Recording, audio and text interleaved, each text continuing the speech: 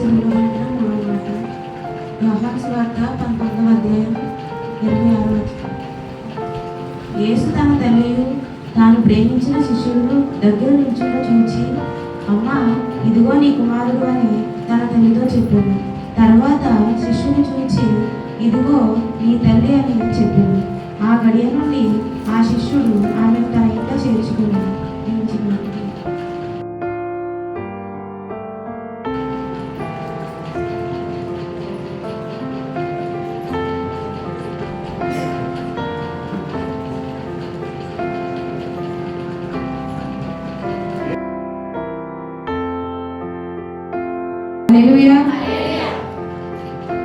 యేసుక్రీస్తు ప్రభు గారు శిలువలో పలికిన మూడో మాట చదువుకున్న తర్వాత ప్రార్థన చేసుకుందాం. యోహాను సువార్త 19వ అధ్యాయము 26-27 వచనాలు చదువుకుందాం. యేసు తన తల్లియు తాను ప్రేమించిన శిష్యులను దగ్గర నిలుచున్నట్టు చూచి, అమ్మ, ఇదిగో నీ కుమారుడు అని తన తల్లితో చెప్పాను.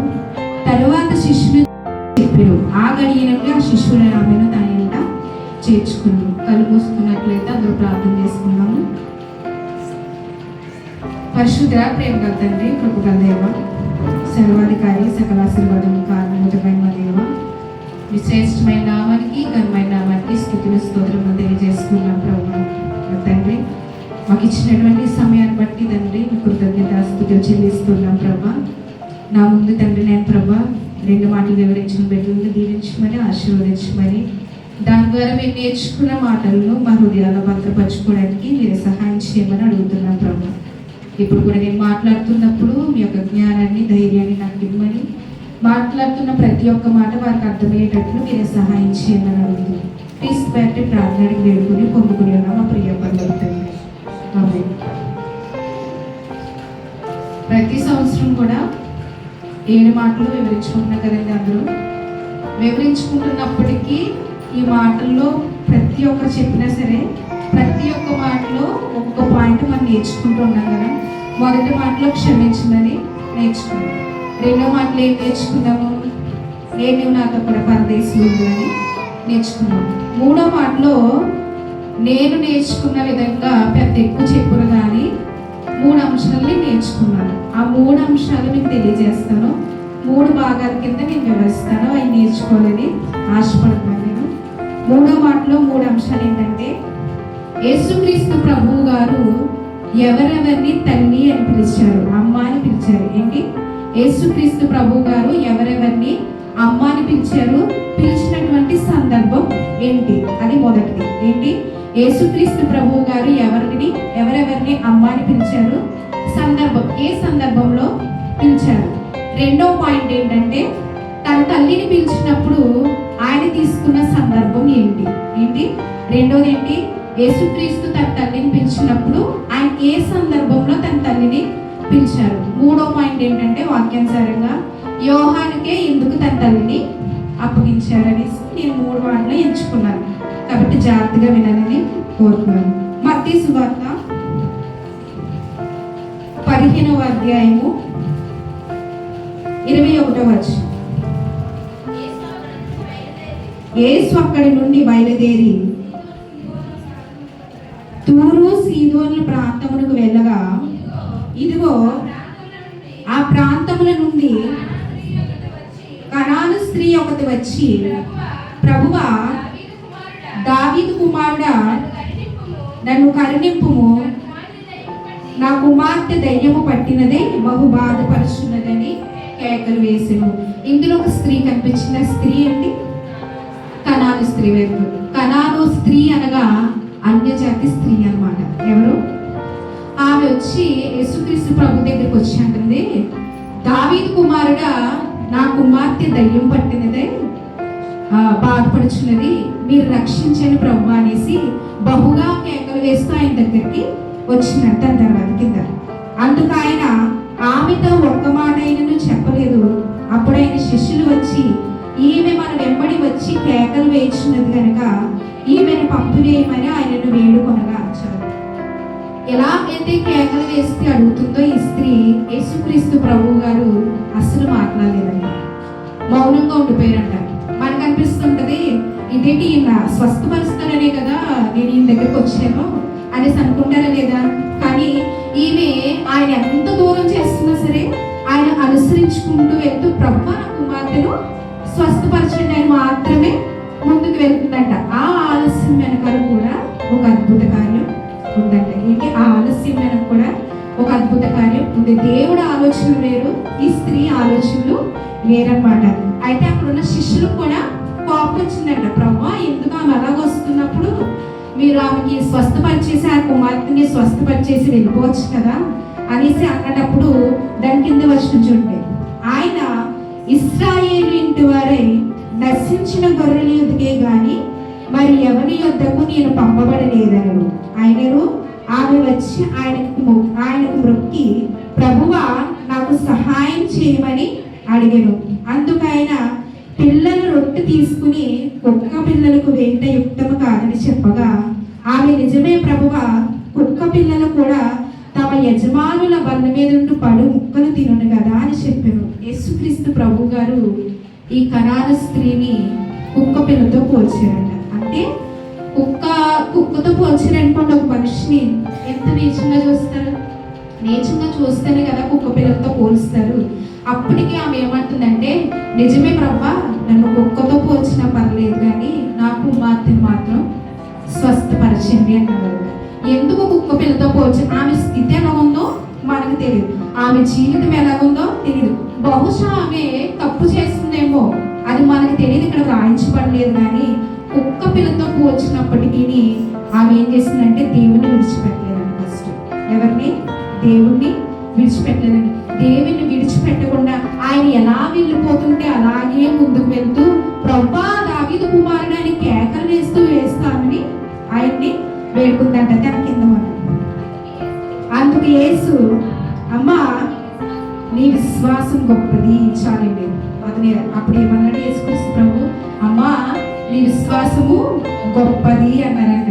అంటే ఆమెలో పరీక్షించింది ఏంటంటే, నేను ఎంత నిర్లక్ష్యం చేసినా దేవుడిని ఈమె అనుసరిస్తుందా లేదనేసి చూసారంట. ఆమెలో ఏం చూసారు? ఆమె నిర్లక్ష్యం చేస్తుందేమో కానీ దేవుడు ఆమె వస్తుందో లేదో అనేసి చూస్తున్నారంట. అప్పుడు ఆయన మాట ఏమన్నారంటే, అమ్మా నీ విశ్వాసము గొప్పది, నీ కుమార్తె స్వస్థపరచబడని అనేసి చెప్పారంట. ఫస్ట్గా మనం నేర్చుకునేది ఏంటంటే, ఈ స్త్రీలో అన్యజాతి స్త్రీని, అన్యురాన్ని ఆమె అమ్మాని పిలిచారంట. మనం ఎవరినన్నా పిలుస్తాం అలాగా. అన్యులు వచ్చారనుకోండి మన దగ్గరికి, ఏంటండి ఎందుకు వచ్చారని అడుగుతాం.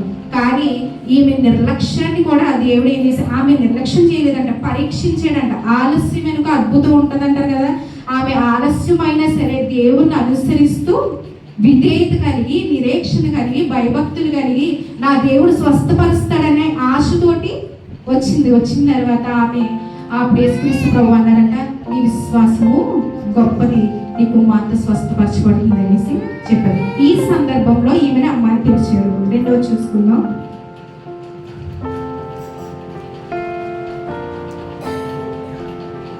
యోహాను సువార్త 4వ అధ్యాయం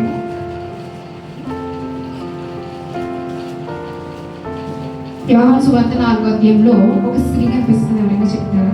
తెలిసిన వాళ్ళకు సమరయ స్త్రీ.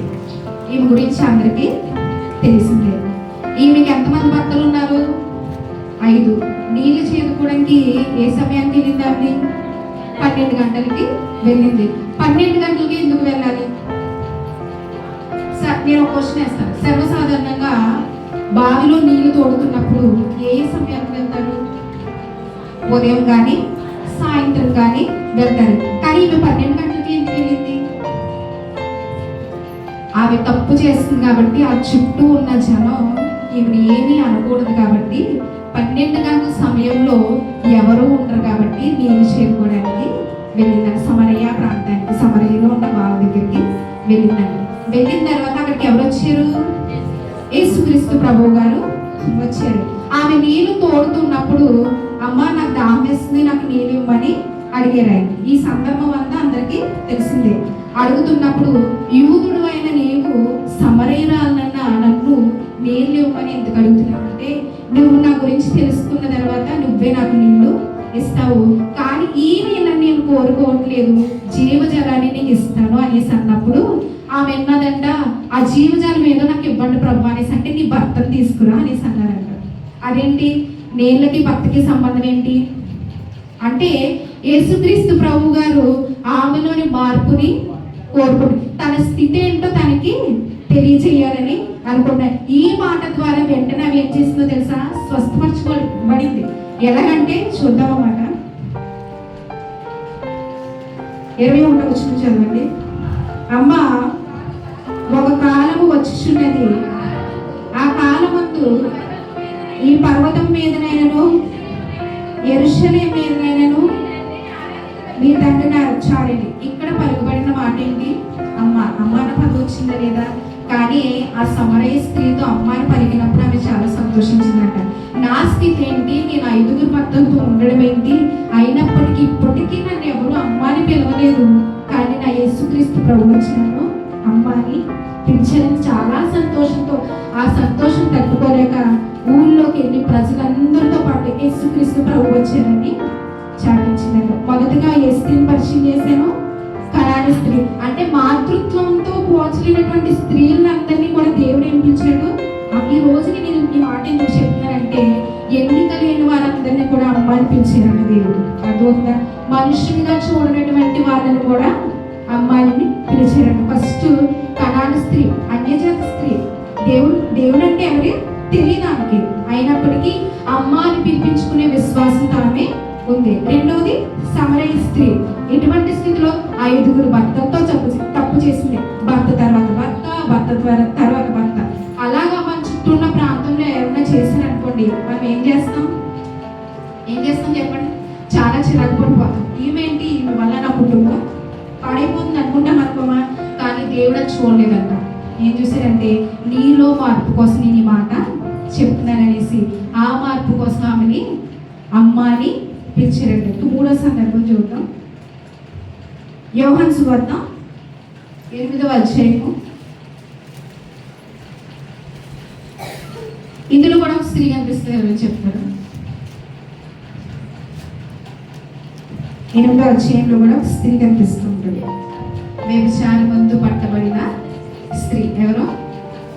వ్యభిచారమందు పట్టబడినటువంటి స్త్రీ. ఈ స్త్రీని యేసుక్రీస్తు ప్రభు దగ్గరికి తీసుకుని వచ్చారంట. ఎందుకంటే, ప్రభా, ఈమె వ్యభిచారమందు పట్టబడి ఉన్నది, ఈమెను మీరు ఎలాగన్నా శిక్షించాలనేసి తీసుకుని వచ్చారంట. వచ్చిన తర్వాత 6వ వచనం చదవండి ఒకసారి. ఆయన మీద నేరము మోపవలనని ఆయనను శోధించుచు ఇలాగు అడిగిరి. ఎవరి మీద నేరం మోపాలని? ఆయన మీద. తప్పు చేసింది ఎవరు? స్త్రీ. మరి నేరం మోపుతుంది ఎవరి మీద? ఎందుకు? తప్పు చేసింది స్త్రీ కదా, మరి నేరం మోపుతుంది ఎవరి మీద? యేసుక్రీస్తు ప్రభు మీద. ఎందుకు మోపుతున్నారు అలాగా? ఎందుకని చెప్తారు. ఈ స్త్రీ దేవుని దగ్గరికి తీసుకుని వచ్చినప్పుడు అక్కడ ఉన్న ప్రజలందరూ ఏమన్నారంటే, ధర్మశాస్త్రానుసారంగా ఎవరైనా తప్పు చేస్తే రాళ్ళతో వాళ్ళని కొట్టి చంపాలి కదా ప్రభా, ఇప్పుడు ఈమెను ఏం చేయమంటారని తీసుకొచ్చారు. ఒకవేళ కొట్టి చంపించేస్తే యేసుక్రీస్తు ప్రభు వారు ఆయన మీద నేరం వస్తుంది, కానీ ప్రజలందరినీ రక్షిస్తాడని ఒక మాట ఉంది కదా. ఒకవేళ కొట్టి చంపించేస్తే ఈ రక్షించగల దేవుడు కదా, మరి ఈయన లేదేంటి అనేసి అనుకుంటారనేసి ఆయన మీద నేరం మోపాలనేసి ఈ స్త్రీని తీసుకుని వచ్చారు. దాని తర్వాత ఏంటంటే 8వ వచనం చూడండి, 7వ వచనం చూడండి. వారు ఆయన పట్టు వదలక అడుగుచుండగా ఆయన తల ఎత్తి చూచి, మీలో పాపము లేనివాడు మొట్టమొదట ఆమె మీద రాయి వేయవచ్చుచునని వారితో చెప్పి చాలు. ఏం చేశారంటే, దీనికి ఆన్సర్ ఎలాగివ్వాలో అనేసి ఆయన ఆలోచిస్తున్నప్పుడు, మీలో ఎవరైతే పాపం చేయలేదో వాళ్ళందరూ చిన్నలేమి పెద్దలేమి ఈమె మీద రాయి విసిరండి అని చెప్పారంట. ఎవరు? యేసుక్రీస్తు మరి నిజమే కదా, రక్షించినా దేవుడే రక్షించాలి, చంపినా దేవుడే చంపేస్తే ఏదోలాగా ఆయన మీద నేరం వచ్చేస్తుంది కదా అనేసి అక్కడ ప్రజలు ఆయన మీద నేరం మోపాలని అనుకుంటారంట. కానీ స్త్రీని కావాలని పట్టుకునేవారు, ఆమె ఏదో కించపరచాలని, ఆమెను ఏదో అవమానపరచాలనేసి పట్టుకోలేదంట వాళ్ళు. యేసుక్రీస్తు ప్రభు మీద ఏదైనా నేరం మోపాలనేసి పెట్టుకున్నారు. కానీ దేవుడు సర్వ సృష్టి అయింది కాబట్టి ఆయన ఆలోచన విధానం కూడా చాలా బాగుంటుంది. కాబట్టి ఆయన ఏమన్నారు, మీలో పాపము చేయనివాడు, పాపంలో లేనివాడు ఎవరైతే ఉంటారో మొట్టమొదటిగా ఆమె మీద రాయి విసరండి అనేసి అన్నారు. అది అక్కడ ఉన్న వాళ్ళందరూ చేతులు దించేస్తారు. ఎందుకు దించేశారు? అక్కడ ఉన్న వాళ్ళందరూ కూడా పాపం చేసినటువంటి మనుషులే అందరూ. అందులో ఎవ్వరు కూడా రాయి వేయకుండా వెనక్కి వెళ్ళిపోతున్నారట. వెళ్ళిపోతున్నప్పుడు ఆయన అన్న మాట ఏంటో చూద్దాం. యేసు 11వ వచనం చదవండి. సారీ 10వ. యేసు తల ఎత్తి చూచి, అమ్మా వారెక్కడ ఉన్నారు, ఎవరునూ నీకు శిక్ష విధింపలేదా అని అడిగినప్పుడు ఆమె లేదు ప్రభువా అని చెప్పాను అని అడిగారు. ఇక్కడ కూడా ఈమెను ఏమనిపించారు, అమ్మ అని పిలిచారు. కానీ నిజంగా చెప్పాలంటే వ్యభిచారమందు పట్టబడిన స్త్రీ ఎవరన్నా అమ్మ అని పిలుస్తారా? ఆమె, అది, ఇది అని పిలుస్తారు కదా. కానీ మాతృత్వం లేని చోటల్లా దేవుడు అమ్మ అని పిలిచారంట. తన తల్లిని కూడా అంత అలాగా పిలవలేదు. అంత మనుషులు ఎలా, మనుషులతో కాకుండా దేవుడు హృదయంతో, దేవుని యొక్క ప్రేరణతో ఏమని పిలిచారంటే అమ్మ అని పిలిచారంట. ఇందులో ఫస్ట్ పాయింట్ నేను ఏమని చెప్పాను, యేసుక్రీస్తు ప్రభు గారు తన తల్లినే కాకుండా మరి ఎవరినైనా అమ్మ అని పిలిచారంటే కనాను స్త్రీని పిలిచారు అమ్మాని. ఎన్నిక లేనటువంటి స్త్రీని, తనలో ఉన్న విధేయతను, నిరీక్షణను అన్ని చూసి తన అమ్మ అని పిలిచారంట. రెండోది సమరస్త్రీ. 5 భర్తలు ఉన్నా సరే ఆమెను ఏమని పిలిచారు, అమ్మ. మరి తర్వాత ఇప్పుడు మూడోది ఏంటి, వ్యభిచారమందు పట్టబడినటువంటి స్త్రీ, వ్యభిచారంతో ఉన్న స్త్రీని కూడా అమ్మ అని పిలిచారు. ఈ రోజుల్లో తప్పు చేస్తున్న వారిని మనం ఎలా పిలుస్తున్నామో దానికి సాదృశ్యంగా చూపించడానికి వాక్యాలు దేవుడు మనకు బైబిల్లో రాయించారనమాట. ఎవరిని కించపరచడానికి మనకి వీల్లేదు. వీలైతే మంచిగా మాట్లాడాలి. ఈ వాక్యం కూడా అందుకే దేవుడు రాయించాడేమో బైబిల్లో. అమ్మ అనే పిలుపు సృష్టిలో శ్రేష్టమైన మాట ఏంటంటే అమ్మే కదా. అందుకే యేసుక్రీస్తు ప్రభువు గారు చాలా తక్కువ మందిని అమ్మ అని పిలిచారంట. అది తప్పు చేసిన స్త్రీలు. ఈరోజు మనం తప్పు చేస్తున్నామని సొక్కల మీద చేయతలని కూడా మనము సరిపోం. కాబట్టి మొట్టమొదటిగా మన పాయింట్లో 3 స్త్రీలకు నేను చూపించాను. రెండోది ఏంటి, తన తల్లిని పిలిచినప్పుడు ఆయన ఏ సందర్భంలో పిలిచారు తన తల్లిని చూసుకున్నాం.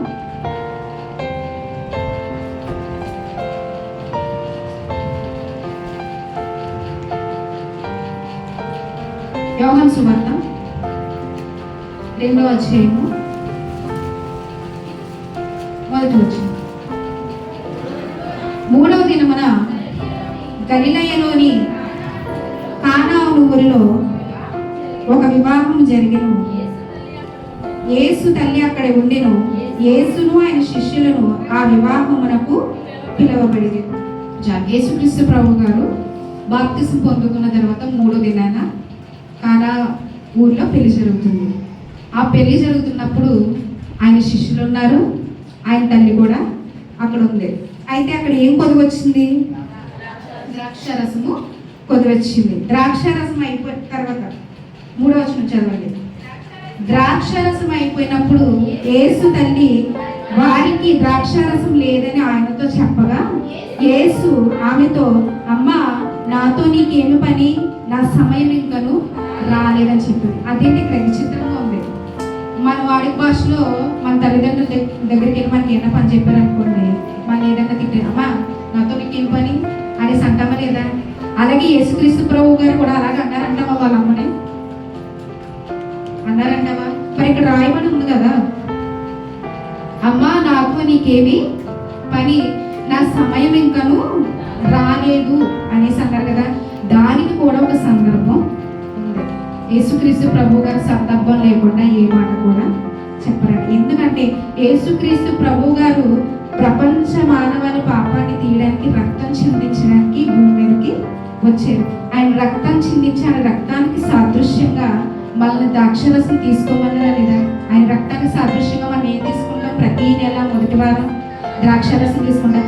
ఆ ద్రాక్షరసాన్ని ఆలోచనలోకి తెచ్చుకుని జరగబోయే సన్నివేశాన్ని ముందుగా ఆలోచించుకుని అమ్మా ఇంకా సమయం ఉందనేసి చెప్తున్నటువంటి సందర్భం అంట. నిజంగా ఆ తల్లిని కించపరిచే విధంగా కాదు, ఆమె తల్లితో కూడా ఏదో అవమానకరంగా మాట్లాడినట్టు ఇక్కడ క్వశ్చన్ మార్క్ ఇచ్చేసారు కదా. అమ్మా నాతో నీకేం పని అనేసి కొంచెం మంది కోపంగా అంటారు కదా, అమ్మా నాతో నీకేం పని అని చాలా మంది ఆలోచించుకుంటారు. దీనికి నిజమైన సందర్భం ఏంటంటే జరగబోయే సన్నివేశాన్ని ఊహించుకుంటూ జరగబోయే తన సిలువ రక్తం మన కోసం ఎలాగైతే ప్రాణాన్ని పెట్టబడుతున్నాడో అది గుర్తించుకుంటూ అమ్మా నాకు ఇంకా సమయము ఉందమ్మా అనేసి అక్కడ ఆ సందర్భంలో చెప్పారంట. నిజంగా యేసుక్రీస్తు ప్రభు గారు తన తల్లికి ఎప్పుడు కించపరచలేదంట, ఎప్పుడు అవమానపరచలేదంట. ఎక్కడ జరుగుతున్న సందర్భం ఏంటంటే అమ్మ నా సమయం ఇంకా రాలేదు ఆ ఆలోచనలో ఉండిపోయాడంట. అక్కడ జరుగుతున్న సందర్భం అది. కానీ చాలా మంది ఏమనుకుంటారు, యేసుక్రీస్తు ప్రభు గారు తన తల్లిని అవమానపరిచే విధంగా మాట్లాడారు ఇక్కడ అనేసి అనుకుంటారు. కానీ నిజమైన సందర్భం ఏంటి? జరగబోయే సన్నివేశాన్ని గుర్తు చేసుకుని ఆయన అలాగా మాట్లాడారంట. ఇది 2వ పాయింట్. 3వ పాయింట్ ఏమని చెప్పారు? యోహాను గారికి తన తల్లిని ఎందుకు అప్పగించారు? ఎందుకు చెప్పండి? ప్రతి సంవత్సరం వింటున్నాం కదా, మరి ఏదో ఒక పాయింట్ నేర్చుకుంటున్నాం కదా మనం కూడా. ఎందుకు అప్పగించారు? ప్రియ శిష్యుడైనా నేను చెప్తాను. యేసుక్రీస్తు వారు తను ప్రేమించిన శిష్యునికి తన తండ్రి ఇవ్వడానికి కూడా ధర్మశాస్త్రంలో నెరవేర్చుకుంటారు. ఏముంది మరి ఈ ధర్మశాస్త్రం అంతా, ధర్మశాస్త్రంలో ఉన్న మాటలు ఆయన నెరవేర్చలేదా లేదా అంటే యేసుక్రీస్తు ప్రభు గారు తన శిష్యునికి అప్పగించడానికి కూడా ఒక నెరవేర్పు ఉంది. అది చూపిస్తాను. నిర్గమాకాండము 20వ అధ్యాయము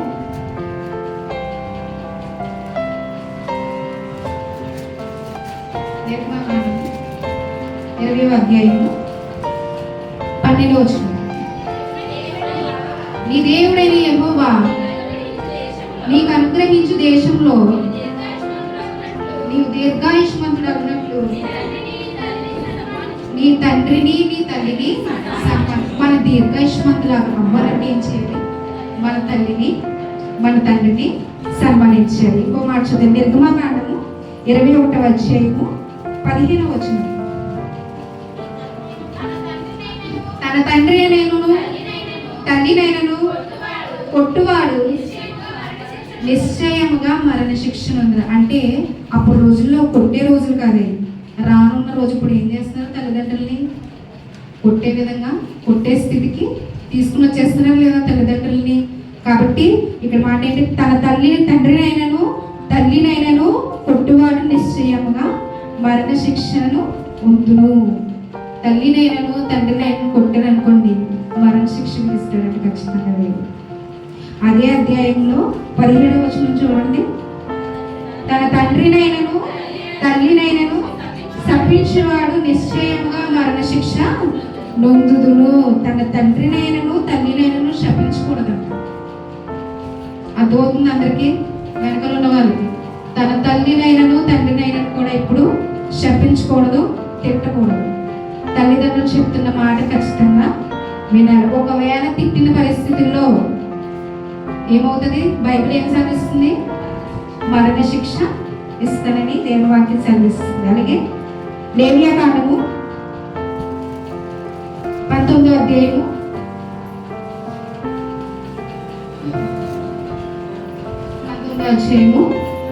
3వ వచనం.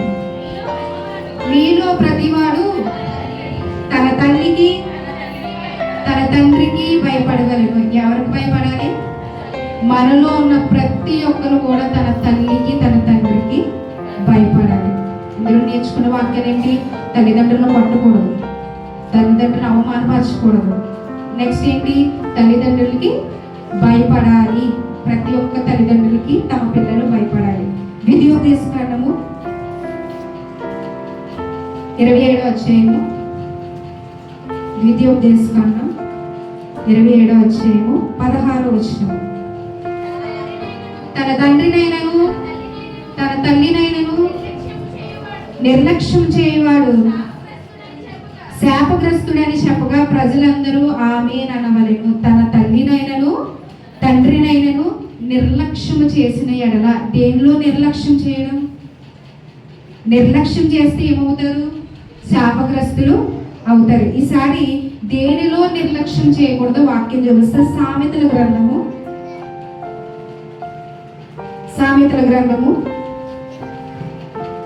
23వ అధ్యాయము 22వ వచనము. నిన్ను కనిన నీ తండ్రి ఉపదేశం అంగీకరించుము, నీ తల్లి ముదిమి యందు ఆమెను నిర్లక్ష్యము చేయకుము. ఆమె మరి నిన్ను కనిన నీ తండ్రి ఉపదేశం అంగీకరించుము, నీ తల్లి ముదిమి యందు ఆమెను నిర్లక్ష్యము చేయకుము. ముదిమి అంటే ముసలితనం. మా ముసలితనంలో తల్లిదండ్రులు నిర్లక్ష్యం చేస్తున్నారా చేయలేదా? మరి యేసుక్రీస్తు ప్రభు గారు చనిపోతున్నప్పుడు తన తల్లిని ఆయన అక్కడ నిర్లక్ష్యం చేసేస్తే ఆయన శాపగ్రస్తులు ఉంటారు కదా, అవునా కదా? కాబట్టి యోహానికి అప్పగించడానికి గల కారణం ఏంటంటే తన తల్లిని నిర్లక్ష్యం చేయకూడదనే ఉద్దేశంతోనే యేసుక్రీస్తు ప్రభు గారు ప్రియ శిష్యుడు. ఇంకా మంచిగా చెప్పాలంటే ఏంటంటే జెబెదయి సలోమి గారి యొక్క కుమారుడు ఎవరు? యోహాను. అంటే సలోమి మరియమ్మ గారికి ఏమవుతుందంటే చెల్లి అవుతుంది అనమాట. ఒక రకంగా కుటుంబ పరంగా, ఒక రకంగా బంధువుడిగా, ఒక రకంగా శిష్యుడిగా తను ప్రేమించినటువంటి శిష్యుణ్ణి తన తండ్రిని అప్పగించారంట. దీంట్లో నేర్చుకోవాల్సిన 3వ మాటలు ఏంటంటే మనం నేర్చుకోవాల్సింది ఫస్ట్ పాయింట్ ఏం చెప్పాను? ఎటువంటి స్త్రీలనైనా, ఎటువంటి పాపం చేసేవాళ్ళైనా మనము కించపరచకూడదు, అవమానపరచకూడదు. ఆయన ఏం చేశారు? ప్రతి ఒక్క తప్పు చేస్తున్న వారిని కూడా అమ్మానే పిలిచారు. రెండోది ఏంటి? తన తల్లిని కూడా అమ్మానే పిలిచారు. యోహాను గారిని ఎలాగ అప్పగించారు? నిర్లక్ష్యం చేయకుండా తన తల్లిని అప్పగించారు. ఎవరికి? యోహాను గారికి అప్పగించారు. వారి తల్లిదండ్రుల పేరు చెప్పండి. జెబెదయి సలోమి. ఒక రకంగా కుటుంబం ప్రకారంగా అన్నీ తెలిసినటువంటి వ్యక్తి అనమాట యోహాను గారు. యేసుక్రీస్తు ప్రభు యొక్క మనస్తత్వం ఎలా ఉంటుందో యోహాను గారు యొక్క మనస్తత్వం కూడా అలా ఉంది. కాబట్టి తను ప్రేమించినటువంటి ప్రియ శిష్యుడైన యోహాను గారికి తన తల్లిని అప్పగించారంటారు. ఇందులో ఉన్న మాటలు మనం గుర్తించుకోవాల్సిందిగా కోరుకుంటూ ఈ కొద్ది మాటలు దేవుడు దీవించి ఆశీర్వదించిన గాక. ఆమేన్.